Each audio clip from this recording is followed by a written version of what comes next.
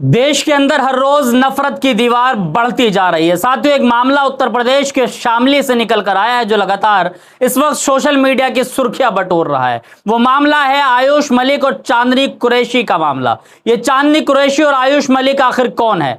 आयुष मलिक एक व्यक्ति का नाम है जो जाट समाज से आता है। आयुष मलिक अब मोहम्मद अली बन गए हैं, यानी कि उन्होंने इस्लाम धर्म को पढ़ा और उसके बाद अपना धर्म जो है वो परिवर्तन कर लिया। चांदनी कुरैशी उनकी जिम के ट्रेनर थी। चांदनी कुरैशी से ही प्रभावित समझिए कि किस तरीके से उनका मामला अटैचमेंट हुआ और उसके बाद वो अपना धर्म बदल कर जो है वो इस्लाम धर्म के अंदर आ गए। क्या कुछ पूरा मामला आपको विस्तार से बताएंगे। आदाब दोस्तों, मैं आपके साथ जफर सिद्दीकी, आप देख रहे हैं टाइम्स एक्सप्रेस। दोस्तों, जिस तरीके से शामली से ये मामला तूल पकड़ना शुरू हो गया और वहां पर अब कुछ हिंदू रक्षा के दल लोग के पहुंच रहे हैं, ये कह रहे हैं कि जबरन धर्मांतरण कराया गया है। ये सोचिए कि इसको अगर जबरन धर्मांतरण कहते हैं तो आखिर जो ये वसीम रिजवी था, जो कि शिया बोर्ड का चेयरमैन भी रहा है, वसीम रिजवी ने जब अपना धर्म छोड़कर हिंदू धर्म के अंदर चला गया, किसी मुसलमान ने उसका विरोध नहीं किया। हिंदू धर्म के अंदर उसका बाकायदा स्वागत हुआ और बल्कि यति नरसिंहानंद सरस्वती जैसे महाराज ने उनका स्वागत किया और यह कहा कि हमारा आज एक भाई बढ़ गया है। इस तरह की बातें कही गई। भाई, आर्टिकल 25 इस देश के अंदर हमें इजाजत देता है कि हम किसी भी धर्म में जा सकते हैं। अगर हम बालिग हैं, हम अपनी जिंदगी का फैसला खुद ले सकते हैं। लेकिन आज तमाम जुडिशियल सिस्टम जो है वो सवालों के घेरे में है। आयुष मलिक का मामला इतना तूल पकड़ा और हाँ, कुछ कथा कथित हिंदू रक्षा दल के लोग जो अपने आप को कहते हैं ये हिंदू रक्षा दल, ये वही दंगाई दल है। दंगाई दल इसलिए भी कह रहा हूं क्योंकि जिस तरीके से उत्तर प्रदेश के खोड़ा के अंदर गाजियाबाद में इन लोगों ने तांडव किया, और हाँ, अगर इनको देश के किसी हिंदू समाज से ही अगर मोहब्बत है तो चिराग त्यागी के लिए आखिर उन्होंने आंदोलन क्यों नहीं किया? वो जबकि पैरा एथलीट थे। पैरा एथलीट की अगर हत्या हो जाती है तो वहां पर ये लोग चुप रहते हैं। लेकिन आयुष मलिक जो है वो मोहम्मद अली कैसे बना, इसका दुख है। और इसको लेकर लगातार जिस तरीके से पुलिस से मांग कर रहे थे कि इसकी गिरफ्तारी होनी चाहिए, जो लोग इसका धर्म जिन्होंने बदलवाया उनकी गिरफ्तारी होनी चाहिए। और खबर यह भी निकल कर आई है कि उनके करीबी, उनके एक दोस्त, उनको जो है पुलिस ने जेल भेज दिया है। लेकिन सवाल है कि पुलिस ने आखिर किस अधिकार के तहत उनको जेल भेजा है? भाई, आप सोचिए, आप देश के अंदर रहते हैं, कोई आपसे जबरन धर्मांतरण करा सकता है? नहीं करा सकता। मैं समझता हूं कि आज के वक्त में जब देश के अंदर ये कथाकथित हिंदू के ठेकेदार जो बनते हैं, ये जब किसी मुसलमान को, किसी कमजोर रेड़ी पटरी वाले को, किसी ठेली चलाने वाले व्यक्ति को पीटते हैं, मारते हैं, जब उनसे जबरदस्ती जय श्री राम के नारे बुलवाते हैं, तब वो जय श्री राम का नारा नहीं बोलता है और अपने मौत को गले लगा लेता है, यानी कि उनका हाथ, उनकी मौतें हो जाती है, बड़ी बराबर खबरें आती रहती है। तो आप सोचिए, इस देश के अंदर कोई जबरन धर्मांतरण किसी का कैसे करा सकता है? जबरन धर्मांतरण के मामले में पुलिस ने उनको जेल भेज दिया है। लेकिन मैं समझता हूं कि आयुष मलिक को इस वक्त एक सपोर्ट की जरूरत है। और हाँ, देश का सुप्रीम कोर्ट जो इस वक्त एक मूर्ति की तरह बना हुआ है, देश के सुप्रीम कोर्ट को इसमें संज्ञान लेना चाहिए। और हाँ, तमाम इस वक्त तो पूरे देश की हालत हिंदू मुसलमान के अलावा कुछ है ही नहीं।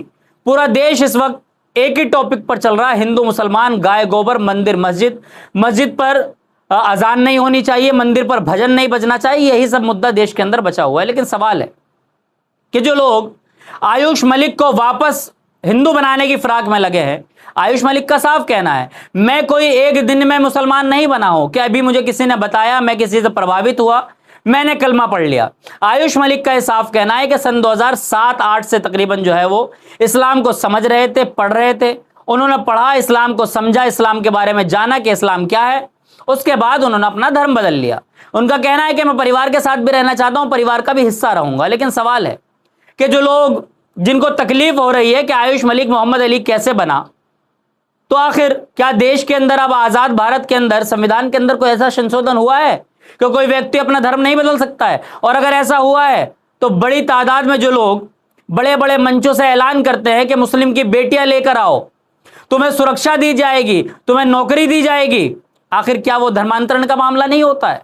सवाल यह भी उठता है कि अगर उधर के लोग करें, यानी कि हिंदू समाज के लोग अगर मुसलमानों के खिलाफ नफरत फैलाए तो कोई दिक्कत नहीं है। लेकिन अगर कोई मुस्लिम समाज का व्यक्ति किसी को समझाने में समझाता है, या मैं समझता हूं बल्कि आयुष मलिक तो साफ कह रहा है कि मुझे किसी ने कुछ नहीं बताया।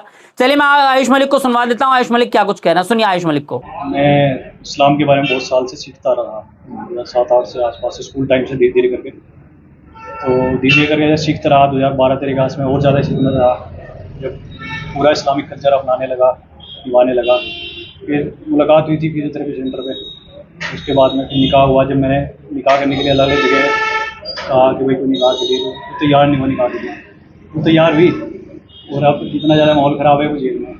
जी हाँ साथियों, आपने आयुष मलिक को खुद सुन लिया, समझ में आई कुछ बातें। आयुष मलिक का साफ कहना है कि मैंने पहले इस्लाम धर्म को समझा है, और चांदनी कुरैशी का मामला जो है, चांदनी कुरैशी उनके साथ फिलहाल नहीं रह रही थी। मीडिया ने बहुत तोड़ मरोड़ कर पूछने की कोशिश की कि आखिर आपने क्या समझा, आपको धर्मांतरण किसने कराया। आयुष मलिक ने कहा भाई धर्मांतरण किसी ने नहीं कराया है, मैंने खुद अपना धर्म बदला है। और धर्म क्या बदला है, मैंने इस्लाम को समझा, आज मैं 5 वक्त की नमाज पढ़ता हूं। आयुष मलिक पर प्रेशर बनाया जा रहा है कि वो दाढ़ी कटवा लें, वो 5 वक्त की नमाज ना पढ़े। भारत के अंदर, आज देश के अंदर, क्या आयुष मलिक ही एक मुद्दा है? भारत की शिक्षा स्वास्थ्य का क्या सिस्टम बना हुआ है देखिए जाकर। नेट के पेपर लीक हो रहे हैं, धर्मेंद्र प्रधान का इस्तीफा मांगा जा रहा है, वो इस्तीफा देने के लिए तैयार नहीं है। देश का युवा सड़कों पर है, बेरोजगारी चरम पर है, देश के ऊपर कर्ज है, लेकिन आयुष मलिक दिख रहा है देश को। सवाल यह है कि ये जो हिंदू संगठन के लोग और ये जो अपने आप को हिंदू रक्षक कहते हैं, ऐसे लोगों के खिलाफ कार्रवाई क्यों नहीं होती है? सवाल यह है कि योगी की पुलिस आखिर ऐसे लोगों को इतना बढ़ावा कैसे दे रही है कि वो प्रशासन के कार्यालय को जाकर घेर लेते हैं। कभी जो है वो वहां पहुंच जाते हैं सहारनपुर डीएम कार्यालय के बाहर, वहां जाके कहते हैं कि आप दारुल की जांच कराइए। दारुल उलूम देवबंद जो है वहां मस्जिद के नीचे कुछ मंदिर दबा हुआ है। ऐसे लोग जो पहुंचते हैं, ऐसे लोगों को खिलाफ क्यों नहीं कार्रवाई की जाती है? सवाल यह है कि ऐसे लोगों का मनोबल कौन बढ़ा रहा है? सवाल यह भी है कि आखिर क्या देश के अंदर अब धर्म जाति देखकर कार्रवाई होगी? आयुष मलिक की आड़ में जिन लोगों को जेल भेजा गया है वो गैर संवैधानिक है। गैर संवैधानिक है वो इसलिए क्योंकि प्रशासन ने जबरन धर्मांतरण के मामले में उनको जेल भेजा। जबरन कोई किसी का धर्म परिवर्तन नहीं करा सकता है। भाई आप भी रोटी खाते हैं, लेकिन कुछ लोग होंगे जो पता नहीं क्या खाते हैं, मैं नहीं कह सकता। मैं एक पत्रकार हूं, जिम्मेदारी है मेरी, लेकिन मैं समझता हूं आयुष मलिक का मामला कोई देश का मामला नहीं है। आजाद भारत के अंदर सभी को अधिकार है कि वो किस धर्म में जीना चाहते हैं, किस धर्म में रहना चाहते हैं, किस धर्म की पाठ पूजा करना चाहते हैं, यह उनका अधिकार है। सड़क पर किसी का कोई अधिकार नहीं है। सड़कों पर नमाजों पर पाबंदी लगी है, लेकिन सड़कों पर तमाम पूजा होती है, तमाम शोभा यात्राएं निकाली जाती है, तमाम जो है हनुमान चालीसा की यात्रा निकाली जाती है। ये तमाम यात्राएं सड़कों पर होती है। 5 मिनट की नमाज सड़क पर नहीं हो सकती है। ऐसा उत्तर प्रदेश के अंदर कानून है। एक प्रदेश, एक मुख्यमंत्री और 2 तरह के कानून, एक संविधान।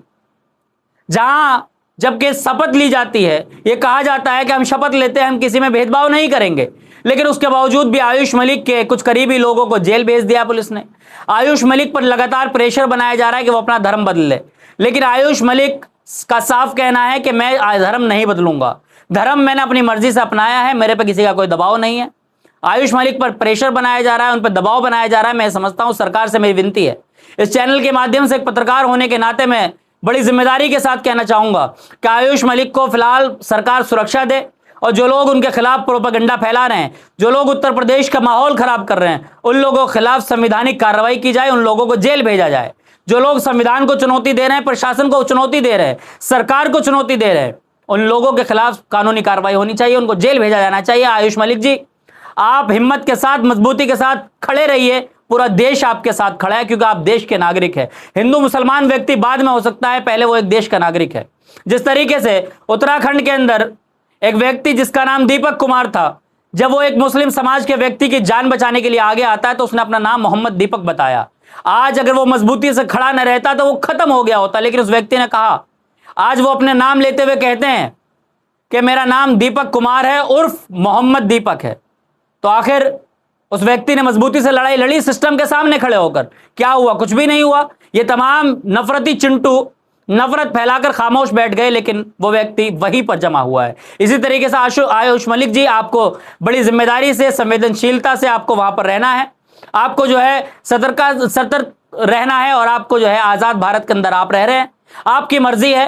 हमारा कोई वो नहीं है कि भाई आप किस धर्म में रहना चाहते हैं, किस में नहीं रहना चाहते हैं। हर व्यक्ति का अपना संवैधानिक अधिकार है। और पूरे देश की जनता हमारी वीडियो को देखकर क्या कुछ सोचते हैं कि अपना राय जरूर दें।